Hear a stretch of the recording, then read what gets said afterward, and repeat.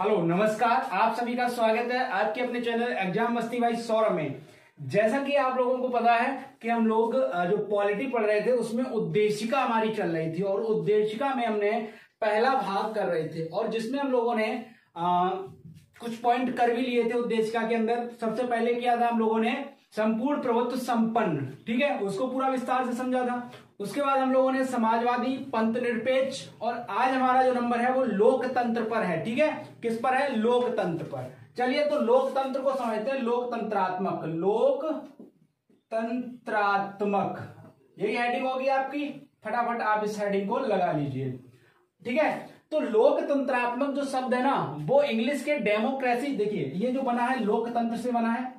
लोकतंत्रात्मक किससे बना है? लोकतंत्र से। लोकतंत्र, ठीक है, और लोकतंत्र जो है अंग्रेजी के डेमोक्रेसी से बना है। ठीक है, डेमोक्रेसी शब्द से मिलकर बना है। कौन से शब्द से बना है? डेमोक्रेसी शब्द से बना है। शब्द से बना है और इसका अर्थ होता है, ये देखो दो शब्दों से मिलकर बना है democracy. Demo plus cracy. Demo का मतलब होता है जनता और क्रेसी का मतलब होता है शासन, मतलब जनता का शासन। डेमोक्रेसी का क्या मतलब होगा? जनता का शासन, यानी लोकतंत्रात्मक। वह तंत्र जहां पर लोगों का शासन हो उसे कहते हैं लोकतंत्रात्मक। ठीक है, जहां लोगों का शासन हो उसे क्या कहेंगे? लोकतंत्रात्मक। लोकतंत्र दो प्रकार का होता है। ठीक है, लोकतंत्र कैसा होता है? दो प्रकार का होता है, प्रत्यक्ष और अप्रत्यक्ष। आप इसमें कैसे लिखेंगे? तो आप लिखेंगे डेमोक्रेसी शब्द से बना है जिसका अर्थ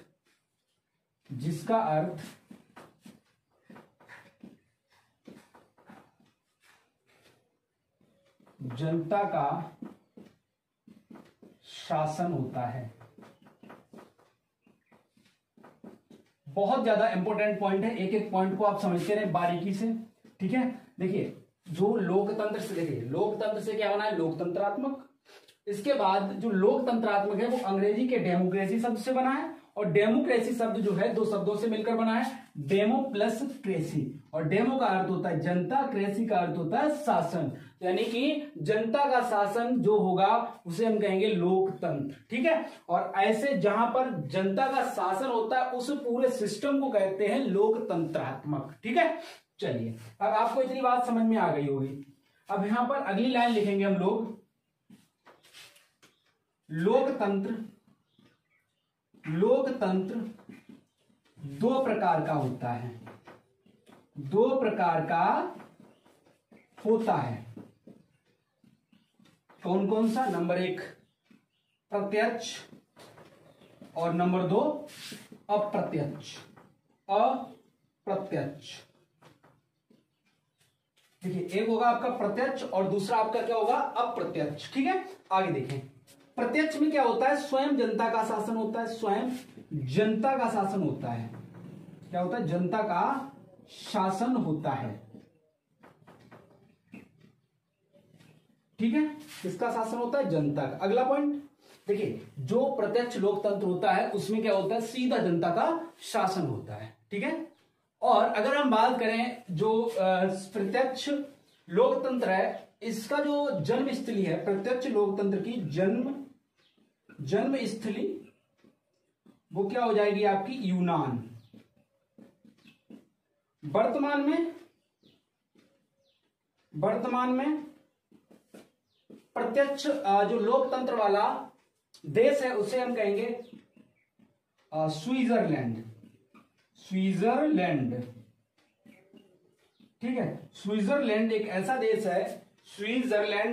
देश है जहां पर वर्तमान में प्रत्यक्ष लोकतंत्र है आपका, है ना। इसके बाद एक बात याद रखना, स्विट्जरलैंड जो है ना, स्विट्जरलैंड को ऐसे लिखेंगे आप, स्विट्जरलैंड को प्रत्यक्ष लोकतंत्र का लोकतंत्र का क्या कहते हैं, घर कहा जाता है, घर कहा जाता है।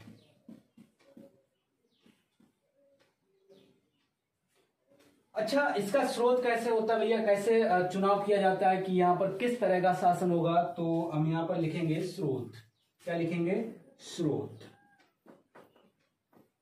स्रोत लिखने से पहले हम थोड़ा अप्रत्यक्ष, जो अप्रत्यक्ष लोकतंत्र है उस पर चर्चा कर लेते हैं। उसके बाद हम लोग इसको रफ करके आगे की तरफ जब बढ़ेंगे तब इसको स्रोतों को समझेंगे, दोनों के स्रोत एक साथ समझ लेंगे तो अच्छे से समझ में आएगा।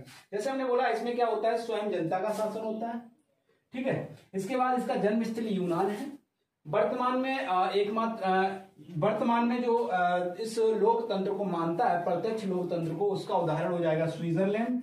और स्विट्जरलैंड को जो प्रत्यक्ष लोकतंत्र है उसका हम घर कहते हैं, ठीक है। अगर हम बात करें अप्रत्यक्ष लोकतंत्र की, इसमें क्या होता है, जनता क्या करती है,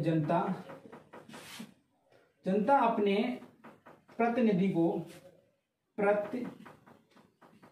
को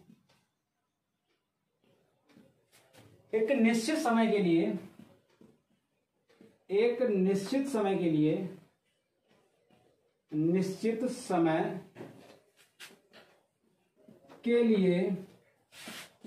चुनती है, ठीक है। यहां क्या होता है, यहां पर जनता यानी अप्रत्यक्ष में क्या होता है, जैसे भारत, यहां पर क्या होता है, जनता क्या करती है, अपने प्रतिनिधि को चुनती है और उसको क्या करती है, अधिकार, मतलब वो उसको भेजती है, ठीक है, उसको भेजती है और वही क्या करता है, उसके बाद लोगों पर शासन करता है। मतलब जनता के द्वारा चुना गया और चुनने के बाद क्या होगा, वही लोगों पर शासन करेगा, ठीक है, जिसको हम लोगों ने चुनकर भेजा है। कुछ समय के लिए भेजती है, एक निश्चित समय के लिए, ठीक है।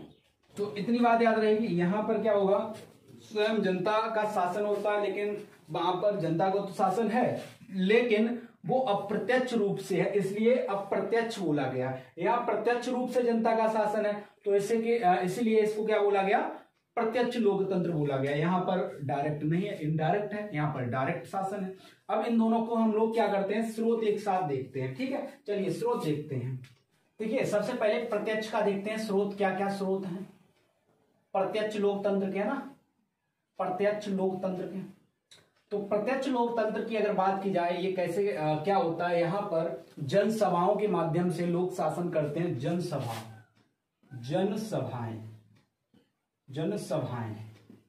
ठीक है। इसके बाद आरंभक, इसका एक स्रोत है, मतलब आरंभक का क्या हुआ, जनता द्वारा कानून बनाने का अधिकार, ठीक है। जो जनता द्वारा कानून बनाने का अधिकार होता है उसको कहते हैं आरंभक, ठीक। इसके बाद जनमत संग्रह,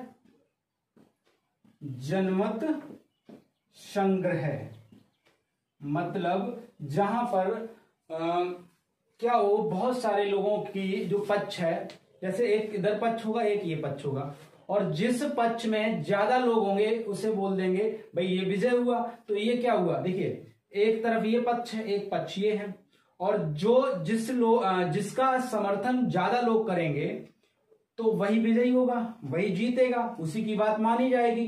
तो इसे बोलते हैं हम लोग जनमत संग्रह, ठीक है। जिसके पक्ष में ज्यादा लोग हों, जैसे कोई कानून बना, एक ये कानून बना, एक ये कानून बना, मतलब एक कानून ये है कि बोलना मना है, और एक दूसरी तरफ कानून क्या बना कि हाँ बिल्कुल बोल सकते हैं, कुछ भी बहुत सारी चीजें नहीं बोल सकते लेकिन हाँ बोल सकते हैं।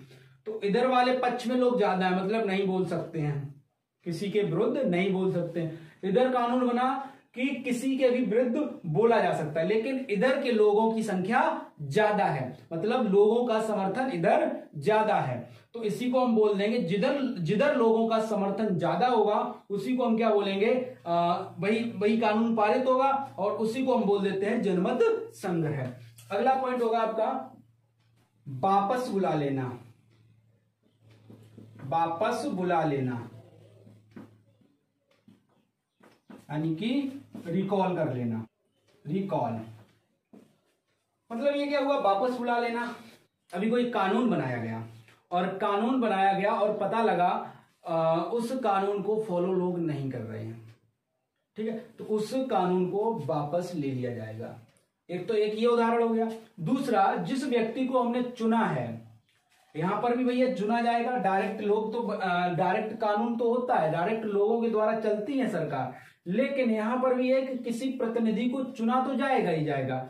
ठीक है, चुना जाएगा तो वहां पर क्या होगा, अगर वो उस व्यक्ति वो जनता के बारे में नहीं सोचेगा तो क्या किया जाएगा, उस व्यक्ति को वापस बुला लिया जाएगा, मतलब उस पद से हटा दिया जाएगा, तुम वापस आ जाओ, अब किसी दूसरे को चुनकर भेजेंगे। यहाँ लेकिन निश्चित समय के लिए था। ठीक है, अच्छा अब देखिए ये स्रोत किसका हुआ, प्रत्यक्ष का। अब अप्रत्यक्ष का देखते हैं। अप्रत्यक्ष के स्रोत, अप्रत्यक्ष के स्रोत, इसमें क्या होगा, पहला होगा आपका नियमित चुनाव। ठीक है, नियमित चुनाव होता है, यहां पर नियमित चुनाव होंगे, जैसा कि अभी भारत में होता है हमारे। अगला क्या होगा, अगला बिंदु होगा आपका वयस्क मताधिकार। इसके बाद अगला बिंदु है विधि का शासन, मतलब कानून का शासन।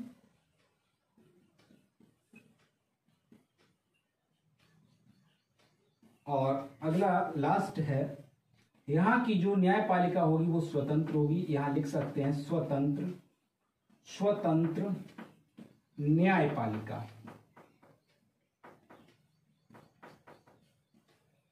अब ये बताइए मुझे, जो लोकतंत्र शब्द था, लोकतंत्रात्मक जो शब्द था, उसका मीन समझ में आपको अब आया या नहीं आया, बोलिए। आ गया होगा, और ये बहुत ज्यादा इंपॉर्टेंट हो जाता है। ठीक है, तो आप इन चीजों को बार बार पढ़ते रहिएगा। चलिए आगे बढ़ते हैं। और अंतिम, इस भाग का अंतिम जो बिंदु होगा वो होगा आपका गणराज्य।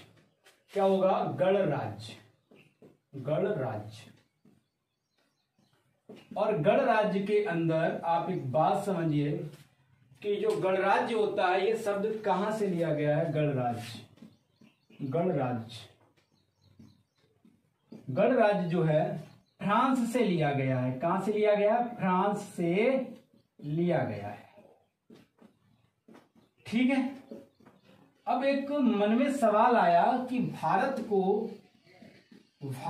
को गणराज्य क्यों कहा जाता है, गणराज्य क्यों कहा जाता है।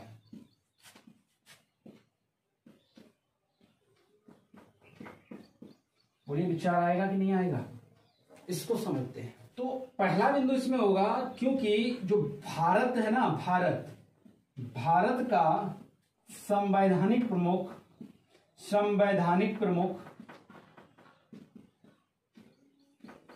भाई, संवैधानिक प्रमुख कौन होता है,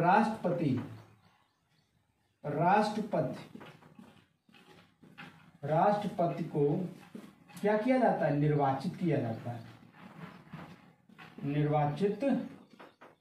जाता है।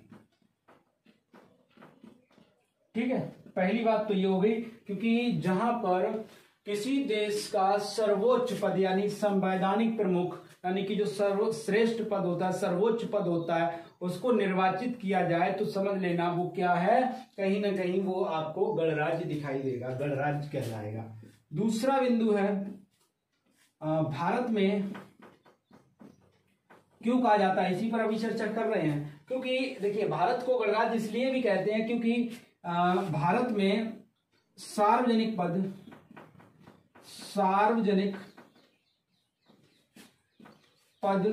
सभी भारतीय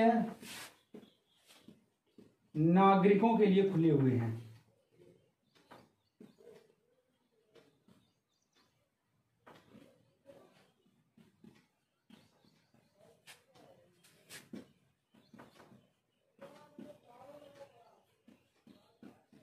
ठीक है, जो सार्वजनिक पद होते हैं जैसे पुलिस, आर्मी, एयरफोर्स, नेवी, या इसके अलावा जो भी सार्वजनिक पद है, सरकारी पद, समझ रहे हैं, सरकारी पद यानी जिसे हम लाभ का पद बोलते हैं, वो पद सभी नागरिकों के लिए खुले हुए हैं। लेकिन कंडीशन क्या है, उसके लिए अपनी एक योग्यता भी मांगी जाती है। ठीक है, उस योग्यता को अगर आपके पास है यदि वो योग्यता आपके पास है तभी आप उस सार्वजनिक पद के लिए नियुक्त किए जाएंगे, अन्यथा नहीं।